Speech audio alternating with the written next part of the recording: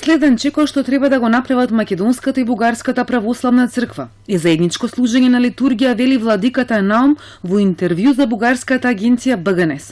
Деновиве испративме писмо до неговата светост, патриархот Неофит со братски повик за заедничко служење на света литургија, вели струмичкиот митрополит. Следниот чекор е заедничко служење на светата литургија, со што заедно во пракса ќе исполниме одлуката на БПЦ, со која таа прифати да биде црква мајка на Македонската православна црква, Охридска архиепископија. Ако двете цркви заедно не служат света литургија, тогаш каков и да има договор меѓу нив или едностранни дејства, тие нема да имаат смисла ниту содржина.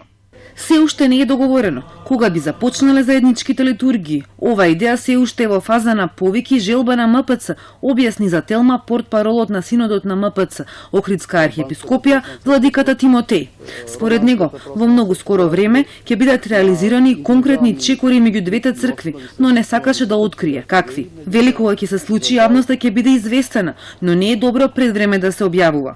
Во интервјуто за БГНЕС струмичкиот митрополит вели дека е запознат со информацијата дека Вселенската патриаршија гледа позитивно на барањето на МПЦ, БПЦ да биде нејзина црква мајка и објаснува дека последниот збор ќе го има Вселенскиот патриарх Вартоломеј, како што е редот во православната црква.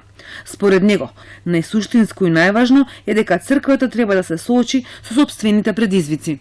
Во црквата нема доволно вистински духовни опции и духовни лидери кои правилно ќе размислуваат за доброто и за злото, кои ќе донесат храбри одлуки и ќе застанат зад нив, кои ќе ги решаваат проблемите и кои се способни да ги привлечат и водат верниците. Недостигот на духовни отци лидери е клучниот проблем на црквата денес. Светиот синод на Бугарската православна црква на 27 ноември минатата година одлучи да помогне и посредува пред помесните православни цркви за канонскиот статус на Македонската православна црква Охридска архиепископија.